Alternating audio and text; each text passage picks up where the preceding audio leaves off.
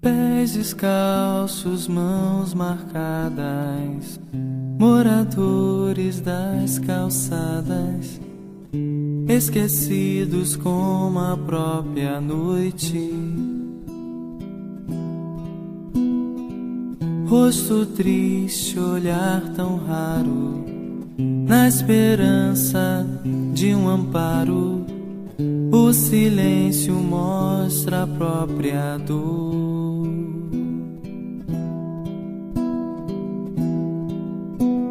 Sem perceber,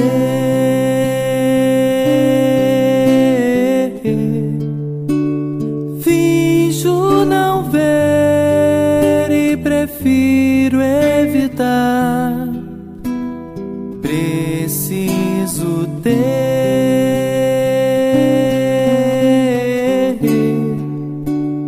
olhos de ver e mãos de ajudar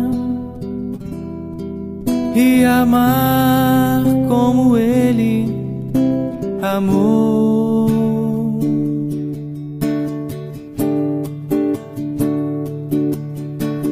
Pés descalços, mãos marcadas, Jesus Cristo nas calçadas, esquecido com...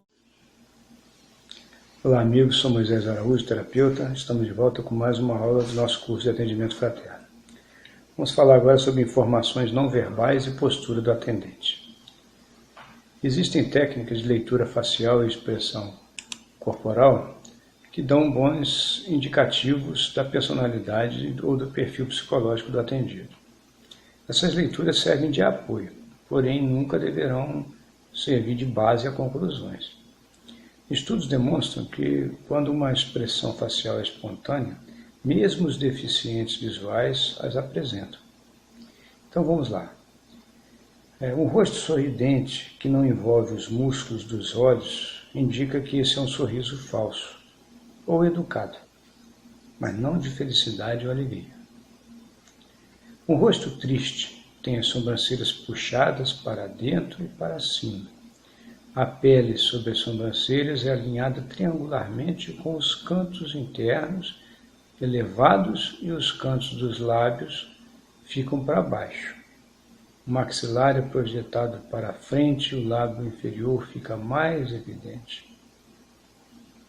Um rosto que demonstra desprezo ou ódio tem um lado da boca mais erguido, como um meio sorriso de escárnio. Um rosto enojado tem as sobrancelhas franzidas, mas a pálpebra inferior fica levantada, fazendo com que os olhos fiquem estreitos. As bochechas são erguidas, o nariz fica enrugado. O lábio superior é também levantado, isso é uma repulsa. Um rosto surpreso mostra as sobrancelhas erguidas e curvadas naquele ar de surpresa. A pele abaixo delas fica esticada e há rugas horizontais ao longo da testa. O queixo se abre, os dentes ficam levemente afastados, mas não há tensão na boca. O rosto com medo tem as sobrancelhas erguidas em forma reta, não há curva.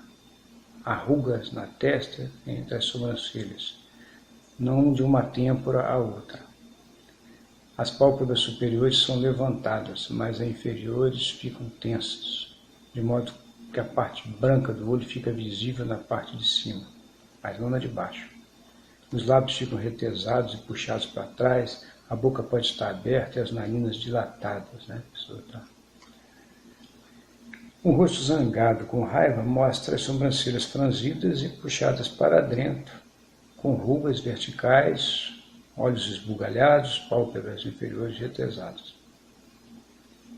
Agora uns outros indicadores, A pessoa que está mentindo, ela balança a cabeça repentinamente. Ou então você faz uma pergunta, foi assim? Aí ela fala, não, mas a cabeça dela está balançando, no sentido ao contrário daquilo. Você fez assim? Aí ele fala assim, não fui eu fiz assim. Há uma tendência a modificar, criar um sinal de contrariedade entre o que a pessoa fala e o corpo mostra outra coisa. Né? É um outro indicativo de mentira, é o momento da respiração superficial, uma tensão extrema, você vê que a pessoa ficou tensa. Repete palavras, frases repete, dá informação demais, supercompensando. Né? Cobre a boca, né? Outras áreas, né? Como a garganta, o peito, o abdômen, né? Sentido de proteção. Balança o pé para um lado e para o outro, tem dificuldade em falar. Né? O contato visual fica anormal, começa a piscar muito, piscar rapidamente, né? Ou fica com o olho parado sem piscar direto. Né? Aponta uma coisa, aponta outra. Então, uns indicativos de que a pessoa não está falando a verdade. Outros pontos interessantes. Se a pessoa permanece de braços cruzados, ela não quer que você a acesse. Quando focamos o olhar, a tendência é perder a visão, logo pode significar que não estamos muito interessados no assunto, ou que não estamos muito à vontade com o tema. Não estamos confortáveis ali. O lado direito do cérebro impulsiona a nossa capacidade de criar. Então, quando olhamos para cima, à direita, estamos a criar imagens.